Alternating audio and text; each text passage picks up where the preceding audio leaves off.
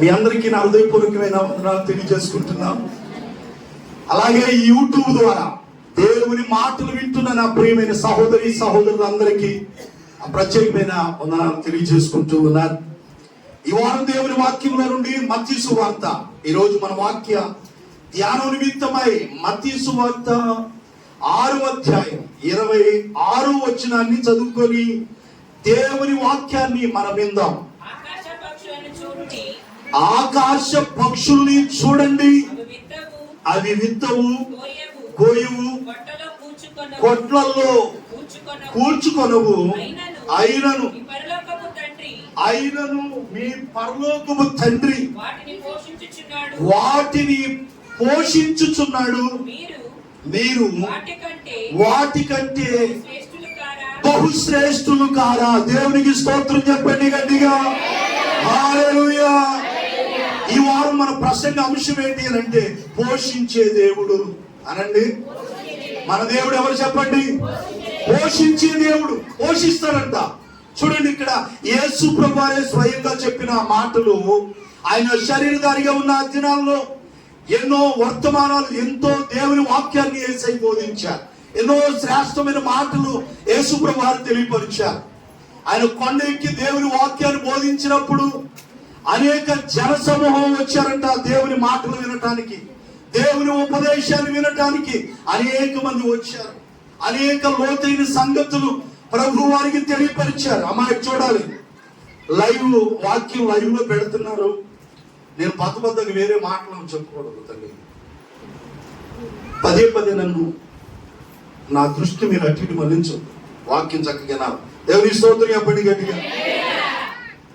మన ప్రభు ఎవరు చెప్పండి? పోషించేవాడు ఆయన. ప్రభు స్తోత్రం కలుగును గాక. ప్రభు అనేకమైనటువంటి సంగతులు బోధిస్తూ, ఆకాశ పక్షులు చూడుడి, అవి విత్తవు, కొయ్యవు, కొట్లలో కూర్చుకొను, అయినను నీ పరలోకపు తండ్రి వాటిని పోషిస్తున్నాడు. వాటిని, వేటిని? ఆకాశ పక్షులు పోషిస్తున్నాడు మీ పరలోకపు తండ్రి. ఇప్పుడు మన ఆత్మీయ తండ్రి, మన శారీరక తండ్రి ప్రభు సన్నిధికి వెళ్ళాడు. ఇప్పుడు మనకి ఎవరు దిక్కు? పరలోకపు తండ్రి. హల్లెలూయా. పరలోకంలో ఒక తండ్రి ఉన్నాడు అందరికీ. ఇప్పుడు ఆ బిడ్డ తన యజమానిని కోల్పోయి ఉంది. ఆ బిడ్డలకు తండ్రి లేడు. అలాంటి వారు ఒక 5-6 కుటుంబాలు ఉన్నాయి, భర్తలు కోల్పోయి బిడ్డలకు తండ్రి లేని వారు. వీళ్ళందరికీ, మాకు అందరికీ ఎవరు? పరలోకపు తండ్రి మనకు ఉన్నాడు ఆయన. హల్లెలూయా. ఆయనే యేసయ్య. మన తండ్రులు మనం విడిచిపెట్టి వెళ్ళిపోవచ్చు. శారీరకమైన తండ్రులు, జన్మనిచ్చిన తండ్రి మనకు ఈ లోకాన్ని వదిలి వెళ్ళిపోవచ్చు. కానీ మనందరికీ పరలోకపు తండ్రి, నిన్ను నన్ను సృష్టించిన వాడు, తల్లి గర్భంలో పిండంగా రూపించిన ఆ తండ్రి మనకి ఎప్పుడు ఉంటాడు. హల్లెలూయా. హల్లెలూయా.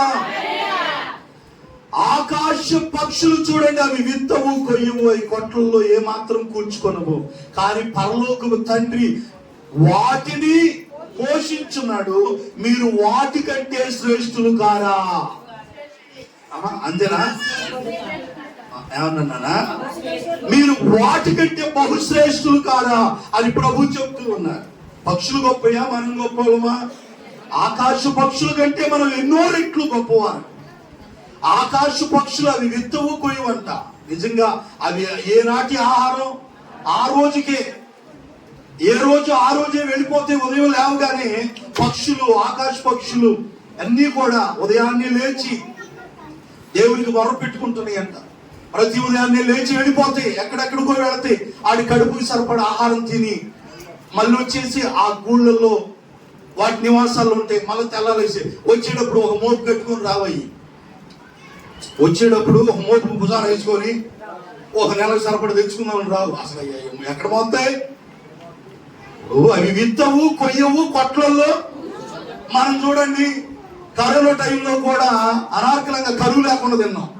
కరోనా టైంలో అనేక మంది చనిపోయారు ఆహారం లేక. కరోనా టైంలో చాలా మంది దివాళా తీశారు, చాలా మంది పనులు లేక చాలా మంది ఇదయ్యారు.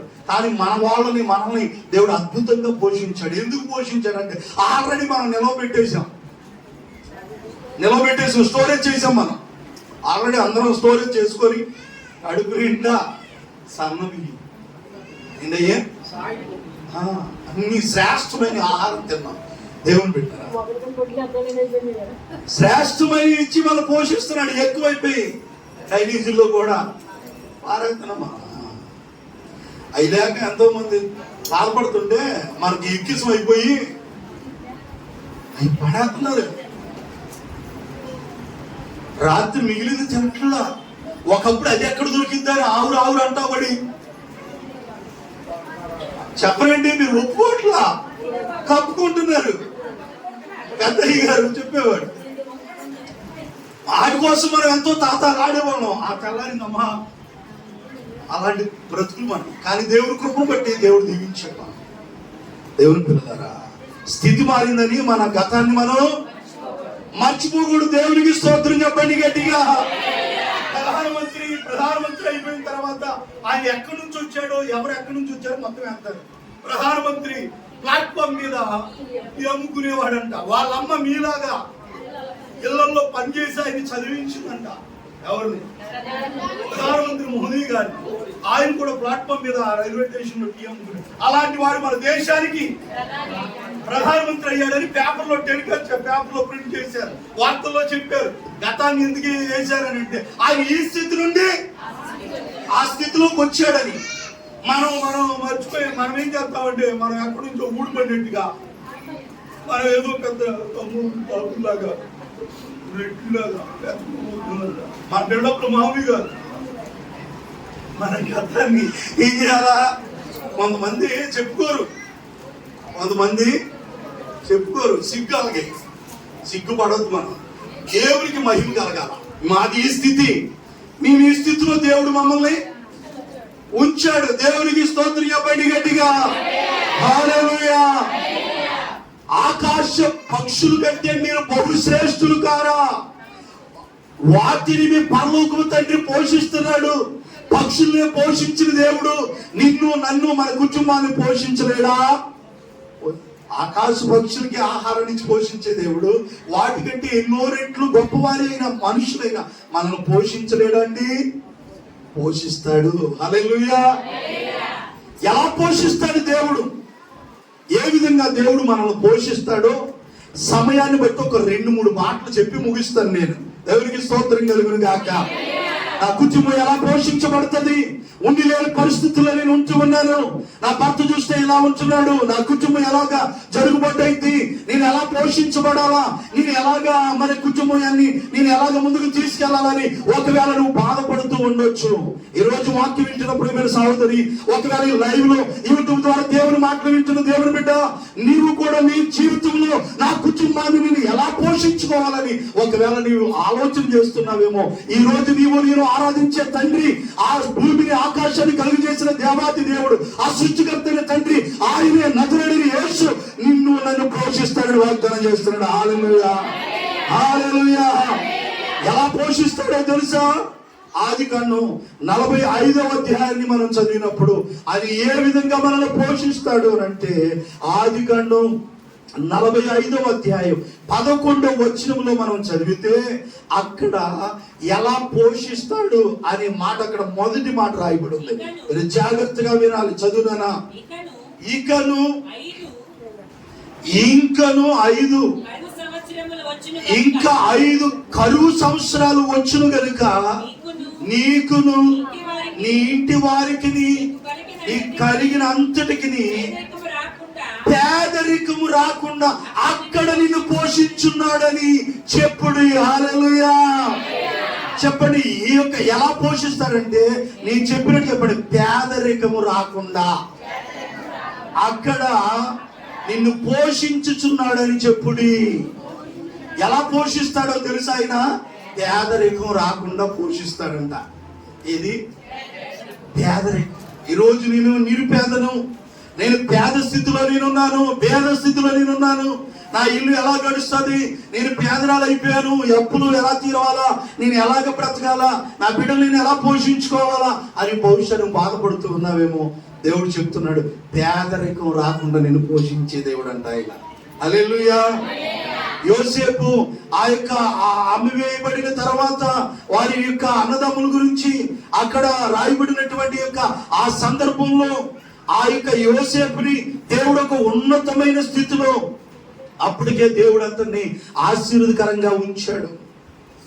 దేవుని బిడ్డారా, అందరూ కూడా యోసేపు దగ్గరికి వచ్చి ధాన్యాన్ని కొనుక్కొని వెళ్తున్నారంట. ధాన్యాన్ని తీసుకొని వెళుతూ ఉంటున్నారు. దేవుని బిడ్డారా, అక్కడ యోసేపు యొక్క తమ్ముళ్ళు అన్నలు కూడా అతని దగ్గరికి వచ్చినట్లుగా మనకు కనబడుతూ ఉంటుంది. 45వ అధ్యాయంలో మొత్తం కూడా విషయం అంతా మనకి తేటగా కనబడుతూ ఉంటది. 9వ వచనంలో, మీరు త్వరగా నా తండ్రి యొద్దకు వెళ్ళి అతనితో, నీ కుమారుడిని యోసేపు దేవుడు నన్ను ఐగుప్తు దేశం అంతటికి ప్రభువుగా నియమించెను. హల్లెలూయా. మీరు వెళ్ళి చెప్పండి, నాకు నీ కుమారుడిని యోసేపు దేవుడు నన్ను ఐగుప్తు దేశానికి ఎలా చేశాడు? ప్రభువుగా నియమించాడు. నా యొద్దకు రమ్ము, అక్కడ ఉండొద్దు, నీవు గోషేను దేశమందు నివసించెదవు. అప్పుడు నీవు నీ పిల్లలను నీ గొర్రె మందలను, నీ పశువుల మందలను, నీ కలిగిన యావత్తు నాకు సమీపంగా నుండును. ఇంకను 5 సంవత్సరాలు కరువు వచ్చును గనుక నీకును నీ ఇంటి వారికి నీ కలిగిన అంతటికి, హల్లెలూయా, 5 సంవత్సరాలు కరువు రాబోతుంది. కరువు కాలంలో యోసేపుని దేవుడు ఐగుప్తు దేశంలో ఏం చేసేసాడు? ప్రభువుగా నిలబెట్టాడు. ఆల్రెడీ దేవుడు చూపించిన దర్శనం అది, దేవుడు చూపించిన కళ. వాళ్ళ తల్లిదండ్రులతో చెప్పాడు, వాళ్ళ అన్నయ్యలకి చెప్పాడు. ఏమని? అన్నయ్య, నా పనులు లేచి నిలబడింది, మీ పనులన్నీ వచ్చి నాకు సాగిలు పడ్డాయి. భవిష్యత్తులో జరగబోయేదాన్ని యోసేపు దేవుడు ముందు చూపించాడు.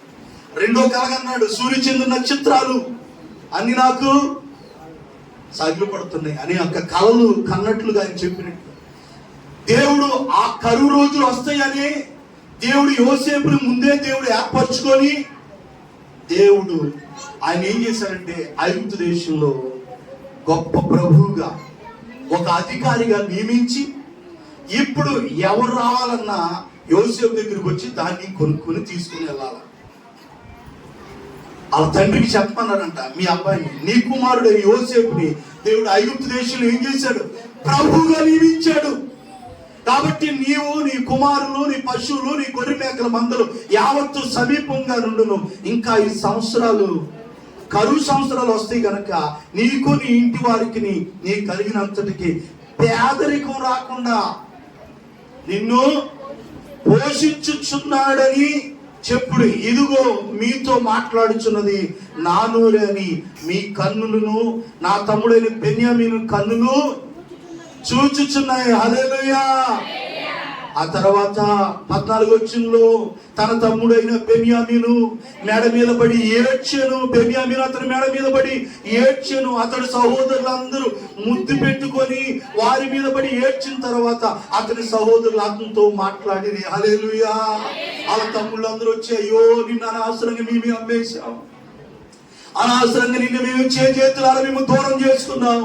ఈ రోజు దేవుడు నిన్ను, మమ్మల్ని పోషించడానికి దేవుడు నిన్ను ఇక్కడ ఒక ప్రభువుగా నిలబెట్టాడని ఒకరి మేడ మీద పడి ఒకరు ఏడ్చారంట. బెన్యామీను యోసేపు మేడ మీద పడి ఏడ్చి వాళ్ళ సహోదరులు అందరూ ఏడుస్తున్నారు. కరువు సంవత్సరాల్లో కూడా దేవుడు యోసేపు ద్వారా పలికిస్తున్నటువంటి ఒక మాట ఏంటంటే, పేదరికం రాకుండా పోషిస్తాను నేను మిమ్మల్ని. 5 సంవత్సరాల కరువు రాబోతుంది. ఈ 5 ఏళ్ళు కూడా ఏం రాకుండా, మనం నమ్ముకున్న దేవుడు ఎవరో తెలుసా? పేదరికం రాకుండా పోషించేవాడంట ఆయన. హల్లెలూయా. నేను దేవుణ్ణి నమ్ముకున్నా, మేము పేద స్థితిలో ఉన్నామని ఒక్కరు కూడా చెప్పలేరు. అలాంటి వాళ్ళ సాక్ష్యాలు ఎక్కడైనా ఉన్నాయా? ఎందుకంటే దేవుని నమ్ముకున్నాక పేద స్థితిలో ఉన్నాడు ఎవరు కూడా లేరు. ఎందుకంటే మన దేవుడు ఐశ్వర్యవంతుడు, మన దేవుడు ఐశ్వర్యవంతుడు, ఆయన ధనవంతుడు. ఆయన బుద్ధి, జ్ఞానము, సర్వసంపదలు ఆయన దగ్గరే ఉన్నాయి. ఆయన నమ్ముకున్న వారు ఎవరు కూడా పేద స్థితిలో ఉండరు. ఐశ్వర్యవంతులుగా దేవుడు చేస్తాడు. దేవునికి స్తోత్రం చెప్పండి. ఆమెను చేతులని చెప్తే మీకు ఏమైంది? హల్లెలూయా. మన దేవుడు ఎవరంటే ఐశ్వర్యవంతుడు, పేదరికం రాకుండా పోషిస్తాడంట. మన ఆత్మీయ తండ్రి గారిని, మా కుటుంబాన్ని ఆత్మీయ తండ్రి గారు, రే నువ్వు కూర్చోరా, ఈయనట్లేపండి, విడివిడి కూర్చోబెట్టండి. దేవునికి స్తోత్రం చెప్పండి గట్టిగా. కాబట్టి దేవుని పిల్లలారా, మన ఆత్మీయ తండ్రి గారిని ప్రభు పిలుచుకున్నప్పుడు నాన్నగారి సాక్ష్యం ఎంత గొప్పదండి. ఏమన్నా కట్టు కదా, ఏదన్నా లేనిపోయి ఏమన్నా చెప్పే కొంతమంది సేవకులు ఉంటారు, వాళ్ళు ఒకటైతే ఇంకోటి చెప్తుంటారు. మన ఆత్మీయ తండ్రి గారిని దేవుని బిడ్డలారా, కొండపైన ఆ కట్టుకున్న ఇల్లుని ఆ రోజుల్లోని 30 సంవత్సరాల క్రిందట 80,000 రూపాయలతో కట్టబడిన ఆ ఇల్లు 40,000కి, ఎంతకే 40,000కి తీసేసుకొని 20,000 జమ చేసుకున్నారంట. 20,000 ఇచ్చారంట నాన్నగారు. 20,000 ఇస్తే నాన్నగారు సేవ కొత్తలో ఆ 20,000 తీసుకొని ఆపు కూడా మిగిలిన ఇక్కడ కట్టేసి అటువైపు రోడ్డు మీద అటుపక్క బజార్ ఒక ఇంట్లో అద్దుకున్నారు నాన్నగారు. 250 రూపాయలు అద్దె. అప్పుడు ఎవరు నాన్నగారు? పేదలు. సేవ కొత్త, ఇల్లు పోయింది, సరైన గృహం లేదు. నాన్నగారికి జన్మనిచ్చిన తల్లి గారు కూడా అత్తింట్లో చచ్చిపోయింది. మన ఆత్మీయ తండ్రి గారి అమ్మ అత్తింట్లో చనిపోయింది. అత్తింట్లో ఉన్నాం చాలా, ఎన్నేళ్ళు ఉన్నాం నాకు కరెక్ట్గా తెలియదు, కానీ అత్తింట్లో ఉన్నాం. ఆ కింద చిన్నమంగ వాళ్ళ ఇంట్లో వాళ్ళ అత్తయ్య గారు బ్రతుకున్నారు. ఆ వాళ్ళ ఇంట్లో అక్కడ కొన్నాళ్ళు ఆరాధన జరిగింది. ఇక్కడ బుజ్జమ్మ గారి ఇంట్లో ఇక్కడికి వచ్చిన భక్తులు ఆ ఇంట్లో కొన్నాళ్ళు ఆరాధన పెట్టా. అక్కడ ఆ ఇంట్లో మీకు తెలుసో తెలియదు. అప్పుడు నాన్న చాలాల పాటు పేద స్థితిలో పేదవాడిగా ఉన్నాడు. అప్పుల్లో కూలిపోయి నమ్ముకున్న దేవుడు ఎవరు? ఐశ్వర్యవంతుడు. దేవుని బిడ్డలారా, గొప్ప దేవుడిని నమ్ముకున్నాడు. దేవుని అంచులంచులుగా క్రమక్రమంగా దేవుడు పేదరికాన్ని రాకుండా అప్పటి నుంచి ఇప్పటిదాకా సమృద్ధిగా ఇచ్చి పోషిస్తున్నాడు. హల్లెలూయా, చెప్పండి గట్టిగా హల్లెలూయా. మన దేవుడు ఎవరు? పేదరికం రాకుండా పోషించేవాడు. పేదరికం పోయింది. ఇల్లు ఎక్కడో పైనుంటే సంఘం ఎక్కలేదని దేవుడు ముందే ప్రణాళిక వేసి ఇప్పుడు మనం కలిగి ఉన్న ఈ చిన్నపాటి కొద్ది స్థలాన్ని ఈ పరిచర్య ఇక్కడ కొనటానికి దేవుడు సహాయం చేశారు. అప్పుడు 30 ఏళ్ల కిందట దేవుడు క్రమక్రమంగా దేవుడు ఇచ్చాడు. పేదరికం రాకుండా ఆ రోజు నుంచి ఈ రోజు దాకా పోషిస్తానే ఉన్నాడు. బైబిల్లో మనకు ఒక వాగ్దానం ఉంది. ఏంటో తెలుసా? సింహపు పిల్లలు లేవి కలిగి ఆకలి గురినేమో కానీ యెహోవాను ఆశ్రయించే వారికి ఏ మేలు కొదువై ఉండదో. హల్లెలూయా. ఎన్ని అప్పులు చేసి వడ్డీలు కట్టాడో దేవుని బిడ్డలారా. దేవుడి సేవలో విరామం లేకుండా నాన్నగారిని వాడుకున్నాడు. పరిచర్యలో ఏమేమో సంపాదించుకున్నాడు అనే దానికంటే దేవుడు కృపను బట్టి అప్పు లేకుండా దేవుడు చేశాడు. అప్పులు తీరిపోయి దేవుడు సమృద్ధినిచ్చి పోషించి ఉన్నతమైన స్థితిలో దేవుడు ఇచ్చాడు. ఇది చాలదా? హల్లెలూయా. పేదరికం రాకుండా మన దేవుడు ఎవరు చెప్పండి? ఈరోజు వాక్యం వింటున్న సహోదరులారా, దేవుని బిడ్డలారా, నాన్నగారు పంచిన ఆధారం ఎలీషా గారికి బైబిల్ ఎందుకు చెప్తారు అంటే, నమ్ముకున్న దేవుడు గొప్ప దేవుడు అని చెబుతూ నా దేవుడు నాన్నగారిని మమ్మల్ని పేదరికం రాకుండా పోషించాడు, పోషిస్తూనే ఉన్నాడు, పోషిస్తాడు కూడా. ఒకవేళ ఈ లైవ్ లో వాక్యం వింటున్న మిమ్మల్ని అయినా, సంఘంలో ఆరాధనలోకి వచ్చిన మిమ్మల్ని అయినా, ఒకవేళ పేద స్థితిలో ఉండి లేని పరిస్థితుల్లో నువ్వు ఉన్నావేమో, నువ్వు నమ్ముకున్న దేవుడు గొప్ప దేవుడు. నువ్వు ఓపిక పట్టు, తప్పకుండా నిన్ను పేదరికం రాకుండా కరువులో కూడా దేవుడు నిన్ను తప్పకుండా పోషిస్తాడు. హల్లెలూయా, హల్లెలూయా. ఒకరిని ఆశీర్వదించి ఒకరిని దరిద్రత నుండి ఉంచే దేవుడు అయినా కాదు. అందరినీ సమృద్ధిగా పేదరికం రాకుండా ఏం చేస్తాడు? పోషించే దేవుడు. నా తండ్రిని పోషించాడు.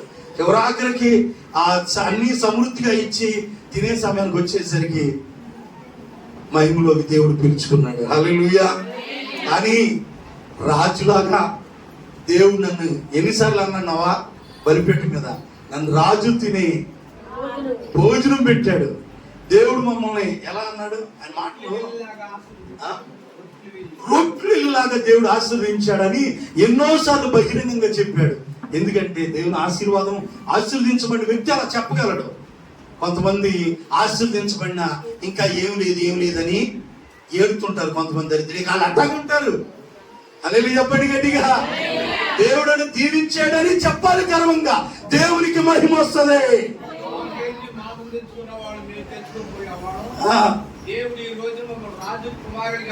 చేశాడు అది. దేవుడు ఎన్నో స్టేజ్ల మీద నాన్నగారు నోటుకుండా పలికించాడండి. హల్లెలూయా. వాళ్ళు ఉన్న లాడ్జీలు, ఎన్ని లాడ్జీలో ఉన్నారో, ఎన్ని హోటల్లో ఉన్నారో, ఎన్ని ఏసీ రూమ్లో పడుకున్నారో. మన స్థితి ఎక్కడ? మనం వెళ్ళి ఏసీ రూమ్లో ఉండటం ఏంటి? మనం వెళ్ళి పెద్ద పెద్ద సేవకులలో నివాసం చేయటం ఏంటి? ఇది కాదా ఆశీర్వాదం అంటే? మన స్థితి అలాంటిది. గొప్ప గొప్ప ఇళ్లలో హోటల్లో బుక్ చేసి బొంబాయి తీసుకెళ్ళినప్పుడు మన హోటల్ తెలుసా అని పెద్దయ్య గారిని వాడుకున్న విధానం తలుచుకుంటే ఆయన స్తుతించకుండా ఉండలేదు. ఎందుకంటే నేను కూడా తినగల, ఆయన తిన్న ఆహారం నేను కూడా తినలా. రాజులు తినే ఆహారం గొప్ప గొప్ప వాళ్ళ ముందు కూడా దేవుడు నిలబెట్టాడు. అమెరికా వాళ్ళప్పుడు నేను తిరిగానా? నాన్నగారు తిరిగాడు పరిచయం కొరకు. వాళ్ళతో పాటు దేవుడు వాడుకున్నాడు. దేవుని పెట్టాడు. ఎందుకంటే పిలిచిన దేవుడు ఎవరు? నమ్మదగిన దేవుడు. అందుకని ఈ సేవలో ఎందరూ మోసగించి, ఎందరూ నమ్మక ద్రోహం చేసిన ఈ సేవను ఇలాగే నిలబెట్టి ముందుకు నడిపిస్తున్నాడు. హల్లెలూయా గట్టిగా. హల్లెలూయా. ఆకాశ పక్షులు చూడండి, అవి విత్తవు, కొయ్యవు, కొట్లలో కూర్చుకొనవు, అయినను మీ పరలోకపు తండ్రిని వాటిని పోషిస్తున్నాడు. మీరు వాటి కంటే బహుశ్రేష్ఠులు కారా? మన దేవుడు ఆకాశ పక్షులు పోషించిన దేవుడు మనల్ని కూడా పోషిస్తాడు. ఎలా పోషిస్తాడంటే పేదరికం ఉండదు. ఆయన పోషించడం మొదలు పెడితే ఏముండదు? పేదరికం ఉండదు, దరిద్రత ఉండదు మన ఇంట్లో. ఎవరు పోషించడం మొదలు పెడితే? వీళ్ళ అన్నయ్యలు అంట. ఎవరు అన్నయ్యలు? యోసేపు యొక్క అన్నయ్యలు తింటాకి కడవక, ధాన్యం లేక, వండుకోటానికి లేక ఎవరి కాళ్ళ దగ్గరికి వచ్చారు? అప్పుడు మనోడు ఎక్కడ ఉన్నాడంటే టాప్ పొజిషన్ లో ఉన్నాడు. ఉన్నతమైన స్థితిలో పెట్టాడు దేవుడు. ఎవరిని? ఈయన పోషించబడటమే కాకుండా వాళ్ళ అన్నయ్యలు పోషించాడు. ఆ రాజ్యంలో ఉన్న వాళ్ళందరికీ ఈయనే పంచిపెట్టాడంట. దాన్ని ఆహారం పంచి పెడుతున్నాడు, ఈయనే పోషిస్తున్నాడు. దేవుని బిడ్డలారా, యోసేపు ద్వారా వాళ్ళ అన్నయ్యలు పోషించబడ్డారు. యోసేపు ద్వారా ఐగుప్తు దేశంలో ఉన్న ప్రతి ఒక్కరు కూడా పోషించబడ్డారు. ఆ కరువు కాలం 5 ఏళ్ళు కూడా పేదరికం రాకుండా పోషించాడంట. హల్లెలూయా. ఇంకొక మాట చెప్పి ముగిస్తాయి వారానికి. మిగిలి వచ్చేవారని చెప్తా. దేవుని స్తోత్రం చెప్పండి గట్టిగా. మన దేవుడు ఎవరు చెప్పండి? పోషిస్తాడు. బాధపడొద్దు. ఇల్లు జాగట్లా, ఇల్లు గడవట్లా, ఎలాగా అని బాధపడొద్దు సహోదరి. ఒకవేళ యూట్యూబ్ ద్వారా నా మాటలు వింటున్నా దేవుని బిడ్డారా, ఒకవేళ మీరు కూడా అలాంటి పరిస్థితుల్లో ఉన్నారేమో, మనం నమ్ముకున్న దేవుడు గొప్ప దేవుడు. మనం నమ్ముకున్న దేవుడు ఐశ్వర్యవంతుడు. తప్పకుండా నిన్ను నీ కుటుంబాన్ని పోషించును గాక. ఎలా పోషిస్తాడో తెలుసా? పేదరికం ఉండదు. ఏంటది? పేదరికం రాకుండా. ఇంకొక మాట చెప్తాను. నెహెమ్యా గ్రంథం 9వ అధ్యాయం 21వ వచనంలో ఆయన ఎలా పోషిస్తాడు అని అంటే ఇంకొక మాట మనం చెప్పుకొని ముగించుకుందాం ఈ వారానికి. మన దేవుడు ఆయన పేదరికం రాకుండా పోషించే దేవుడు మాత్రమే కాకుండా ఇంకెలా పోషిస్తాడు ఆయన పిల్లలంటే, నెహెమ్యా గ్రంథం 9వ అధ్యాయం 21వ వచనం, నిజముగా అరణ్యములో ఏమీ తక్కువ కాకుండా అనండి. ఏమీ తక్కువ కాకుండా అనండి. ఇక్కడ ఏమీ తక్కువ కాకుండా నిజముగా అంట. అబద్ధంగా నిజంగా అని రాశాడు. దేవుడు ఏ చేసినా నిజంగా మన పట్ల కార్యం చేస్తాడు. మనలాగా అనుకున్నాం అబద్ధాలు సత్యం అవుతున్నా. ఓడికొక అబద్ధం, ఓడికొక మాట. మన తండ్రి ఎవరంటే ఆయన అబద్ధం ఆడనేరని దేవుడంట. సంఖ్యాకాండం ఉంది, ఆయన అబద్ధం ఆడనేరని దేవుడు. ఆయన ఎన్నడు మాట తప్పుడు. ఇక్కడ రాయబడి ఉంది నిజముగా అరణ్యములో. ఎక్కడ? అరణ్యములో అక్కడ ఇల్లు లేవు, ఏమి లేవు, అక్కడ వసతులు లేవు, ఏమి లేవు. అరణ్యంలో అడవి మనుషుల సంచారం లేని చోట అడవి. ఆ అరణ్యంలో నిజంగా ఆనాటి ప్రజలంట ఏమి తక్కువ కాకుండా 40 సంవత్సరాలు, అనండి 40 సంవత్సరాలు వారిని పోషించి తిని. హల్లెలూయా. సజీవుడవైనా యేసయ్యా నిన్నాశ్రయించి వారికి సాయుధ సముద్రమంతా సమృద్ధితో ఆనందించడలో అనుదినము కృప పొంది ఆరాధించడని ఆనందతో ఆనందించడనిలో ఆరాధించడని ఆనందతో సజీవుడవైనా యేసయ్యా నిన్నాశ్రయించి వారికి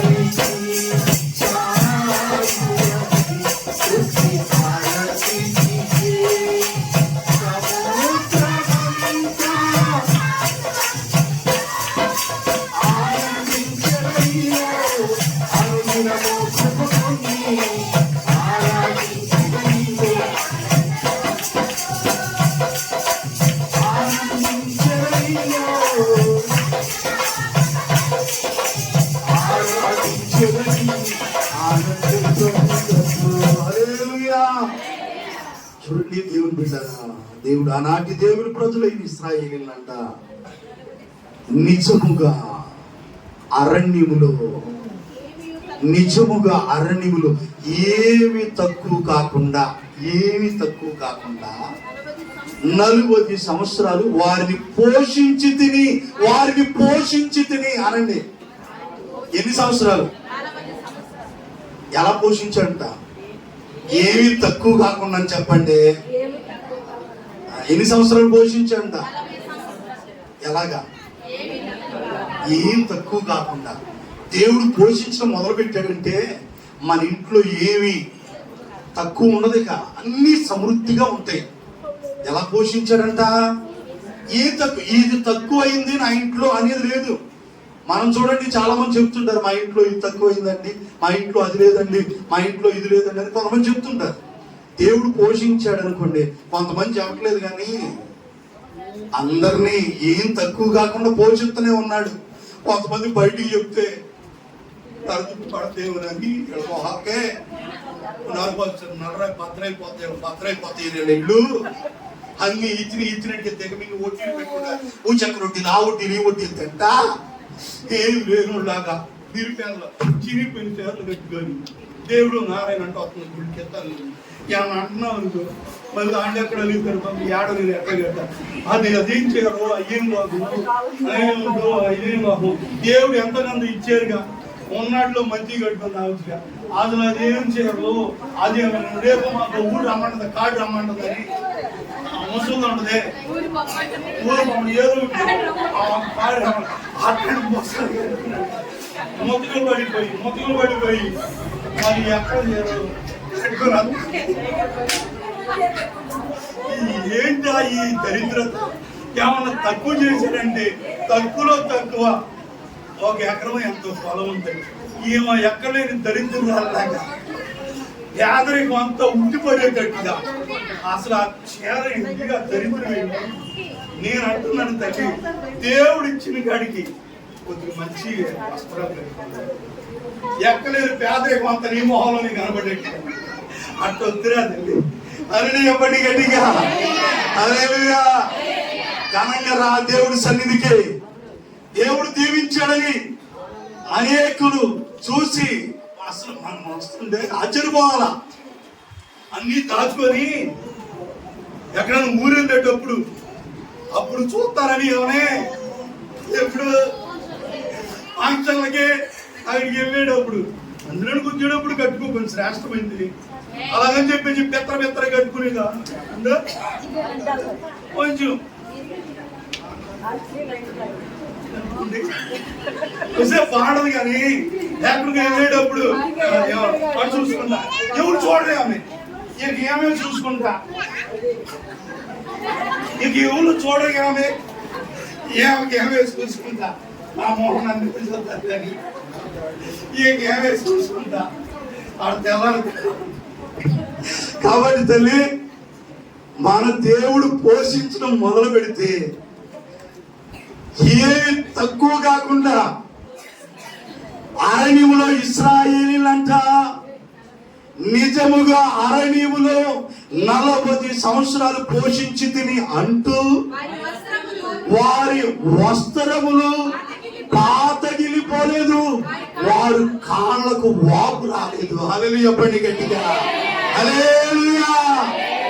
వాళ్ళు వస్త్రాలు, అమ్మా నువ్వు చదువురా, వాళ్ళు వస్త్రాలు పాతగిలలేదు, వాళ్ళ కాళ్ళకి నీరు రాలా, వాపు రాలా. వాపు ఇప్పుడు అందరికి ఏమవుతుంది, వాపు వచ్చేస్తుంది, ఉబ్బిపోతున్నారు అనమాట. నీళ్లు తాగి నీళ్ళలో పడి ఏం చేస్తాడంటే చల్లలు ఇస్తాడు అనమాట. నీళ్లు తాగిన ఉబ్బి కప్పు పోయినట్టుగా ఉబ్బి పైదేనట్టుగా. ఇప్పుడు బాగా తినేసి కదలకుండా మెదలకుండా ఇక వాళ్ళు ఉండిపోతుంటే మనుషులు ఏమైపోతున్నారు, ఉబ్బిపోతున్నారు. కాళ్ళకి వాపు రాలేదంటే అక్కడ ఉన్న మాట మీకు తెలుగులో చెప్తున్నా, వాపు రాలా. ఏం రాలా ఉందా? తల్లి చెయ్య చదువురా, నువ్వు కూడా చదువు. పోషించాను, వాళ్ళ వస్త్రాలు పాతకెళ్ళలేదు, వాళ్ళ కాళ్ళకి నీ కాళ్ళు చూసుకో వాపు వచ్చి రాలేదు. నీరు నీకు వాపు వచ్చేసి బాగా కింద కదలకుండా మెదలకుండా పని లేదు, ఏం లేదు. ఇక తినకు అది అక్కడ చేసుకుంటున్నాలే, పాపం చేసుకోవడానికేమో వాపు వచ్చేసి నువ్వు బలం అనుకుంటున్నావు, బలం కాదు నీ మొహం కదా, అదే నీ వాపు వచ్చేసే మనిషి అట్ట దేవుని పెట్టాను. జాగ్రత్త. నా దేవుడు ఆ 40 సంవత్సరాలంట వాళ్ళ కాళ్ళు కూడా వాయకుండా, ఆ కాళ్ళకు కూడా వాపు రాకుండా, అది ఎట్టన్నా ఎన్నాళ్ళు నీకు అట్టగా ఉన్నాడు తిరిగి లేకుండా. అని చూడండి, ఒక వాపు లేదు, ఒక ఒప్పటం లేదు, ఏమి లేదు. అసలుకి నెంబర్ 1 ఉన్నాడు వాడు, కింగ్ లాగా. ఇక అట్టగా ఉంటాడు నారప్ప. ఇప్పుడు అంతే, నువ్వు అట్టగా ఉన్నానా అమ్మా? హల్లెలూయా. ఎందుకంటే కొంతమంది ఎట్టన్నా అట్టగా ఉంటుంది, ఇక ఏ బాధ లేదు, ఆయాసం వస్తుంది, గారు గజేపు నడంకాలని పోతుంది, ఈ బాధలు ఉండవు. ఇక లిమిట్ గా తింటుంది. అంటే ఆనాడు ఇశ్రాయేలుని దేవుడు ఎలా పోషించాడు అని అంటే, వాళ్ళు వేసుకున్న వస్త్రాలు పాతగిల్లిపోకుండా, వాళ్ళ కాళ్ళకు కూడా వాపు రాకుండా. ఆ మాట వినమని చెప్తున్నా అంతే, ఇంకా నేనేదో సొంతంగా చెప్పే మాట కాదు. అంటే నా దేవుడు చిన్న బలహీనత కూడా రాకుండా వాళ్ళు ఏం చేశాడు, ఎన్నేళ్ళు 40 సంవత్సరాలు, 1 సంవత్సరం 2 సంవత్సరాలు కదంట, అరణ్యంలో 40 ఏళ్ళు పోషించాడంట. ఎలా అంటే ఏం తక్కువ కాకుండా ఆయన పోషించిన దేవుడు. ఆ రోజు వాళ్ళు, ఈ రోజు మనమే. యోసేపు ద్వారా పేదరికం రాకుండా కరువులో పోషించాడు ఆమె. రెండోది ఇశ్రాయేలుని మోషే ద్వారా ఏమి తక్కువ కాకుండా పోషించాడు. అక్కడ యోసేపు ద్వారా వాళ్ళ అన్నల్ని, ఐగుప్తు దేశంలో ప్రజల్ని 5 ఏళ్ళు కరువు కాలంలో పోషించిన దేవుడు. అరణ్యంలో ఇశ్రాయేలు 40 సంవత్సరాలు ఏమి తక్కువ కాకుండా, కాళ్ళు వాపులు రాకుండా, ఈ జ్వరాలు రాకుండా, ఏమి బలహీనతలు రాకుండా, ఆ వేసుకున్న వస్త్రాలు పాతకెళ్ళకుండా వాళ్ళు పోషించిన దేవుడు. ఈ రోజు వాక్యం వింటున్న సహోదరి సహోదరుడు, నిన్ను నీ కుటుంబాన్ని కూడా నా దేవుడు పోషిస్తాడు. ఎలా పోషిస్తాడో తెలుసా? ఆయన పోషించడం మొదలు పెడితే నీ ఇంట్లో ఏమి, నా దేవుడు, నేను గర్వంగా చెప్తున్నా, ఏమి తక్కువ రాకుండా నన్ను ఆ టైంలో ఏరియాని పోషించినట్టుగా, ఆ టైంలో ఏదో కాకొచ్చి ఆడుతుంది నా ఇంటి దగ్గర, పోషిస్తూనే ఉన్నాడు. హల్లెలూయా, చెప్పు గట్టిగా. ఆశ్చర్యకరంగా దేవుడు పోషిస్తున్నాడు. ఎందుకంటే నా ఇంట్లో ఏమీ తక్కువ లేదు. హల్లెలూయా. ఎందుకని? దేవుడు నన్ను పోషిస్తున్నాడు. నెలంతా పనికి వెళ్తున్నోళ్ళే నెలాఖరు వచ్చేపాటికి ఏం లేదయ్యా, డోకరా గుంపు పెట్టుకోతే అక్కడ డబ్బులు లేదయ్యా. ఎట్టేడుతుంటే నా తండ్రి, ఏ తండ్రి? పరలోకపు తండ్రి నిన్ను నన్ను మనందరినీ ఏ తక్కువ కాకుండా పోషిస్తారు తండ్రి. నమ్మండి, దేవుడు మిమ్మల్ని మీ కుటుంబాన్ని పోషించు.